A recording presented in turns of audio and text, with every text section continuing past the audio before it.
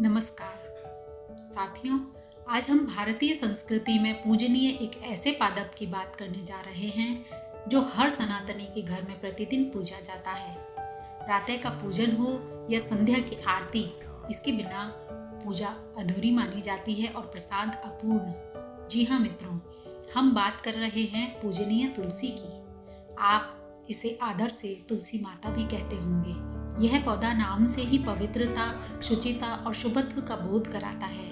घर में तुलसी का पौधा होना घर के निवासियों की शुभ वृत्ति को बताता है।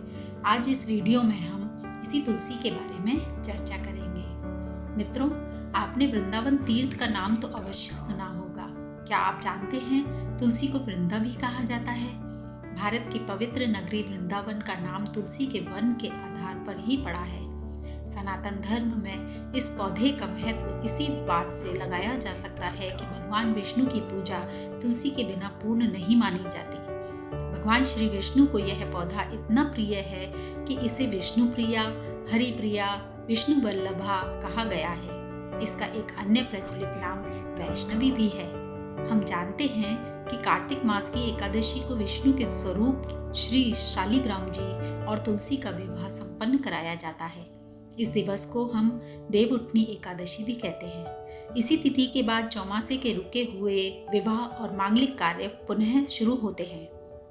साथियों, तुलसी को देवी भागवत पुराण में लक्ष्मी का स्वरूप माना गया है। स्कंद पुराण के अनुसार तुलसी का स्पर्श मात्र पवित्रता प्रदान करता है। तुलसी को देवी स्वरूपा और माता लक्ष्मी का अवतार भी माना जाता है।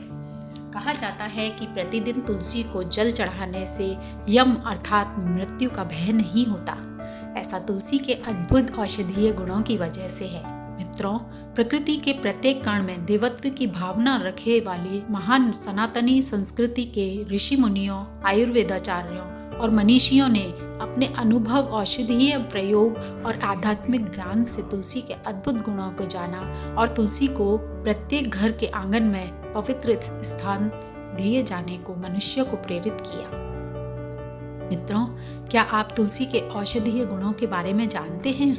तुलसी में अनेकों औषधीय गुण ऐसे हैं जो अद्भुत हैं। सामान्य तौर पर आप इसके सर्दी और खांसी के घरेलू उपचार में तुलसी के औषधीय गुणों से तो वाकिफ हैं ही, पर क्या आप यह जानते हैं कि इसका उपयोग विकिरण को रोकने में भी किया जा सकता है? वैज्ञानिकों के मुताबिक तुलसी में ऑक्सीकरण को रोकने वाला गुण विद्यमान है, अर्थात इसका उपयोग विकिरण से प्रभावित व क्षतिग्रस्त कोशिकाओं को ठीक करने में हो सकता है। मित्रों, डीआरडीओ में तुलसी के इस गुण पर प्रयोग भी हुए हैं। टाइम्स ऑफ इंडिया में 6 जनवरी 2012 को छपी खबर के अनुसार डीआरडीओ यानी डिफेंस रिसर्च डेवलपमेंट ऑर्गेनाइजेशन ने इस बिंदु पर अनेकों क्लिनिकल ट्रायल भी किए हैं। डीआरडीओ स्थित institute of nuclear medicine and allied science सुरक्षा के क्षेत्र में विकिरण से बचाव को लेकर स्वदेशी सुरक्षात्मक तकनीक के विकास पर कुछ पौधों पर शोध कर रहा है। इन पौधों में तुलसी भी है।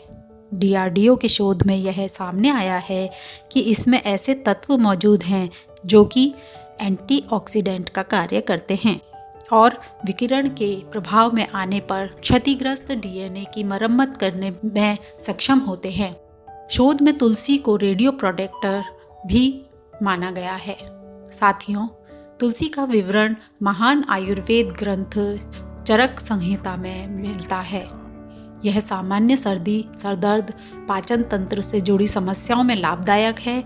साथ ही हृदय रोग में भी यह कारगर पाया गया है।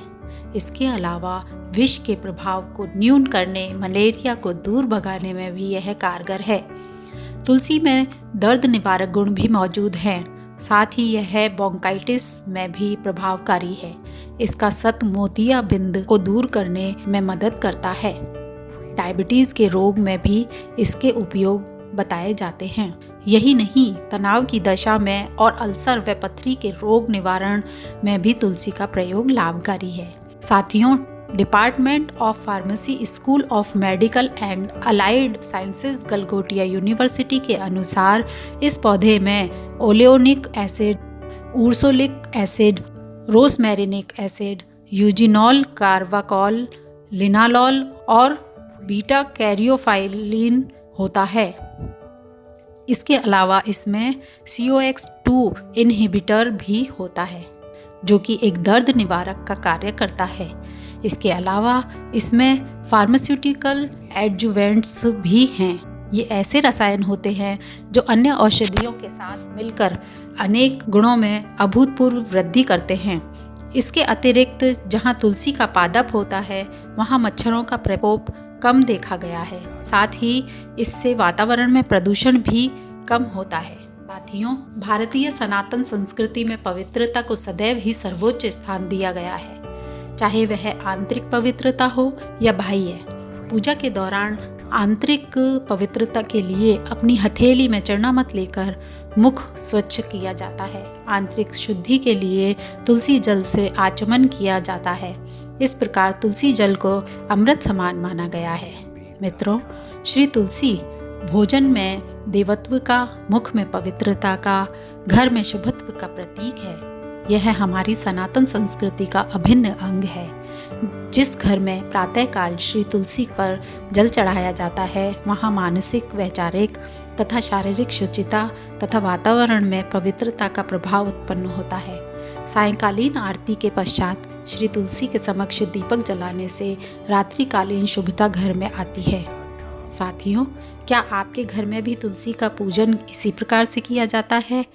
यदि हाँ, तो कृपया कमेंट बॉक्स में अपने विचार हमें लिखकर बताएं। और हाँ, वीडियो को लाइक करना और चैनल को सब्सक्राइब करना ना भूलें। धन्यवाद।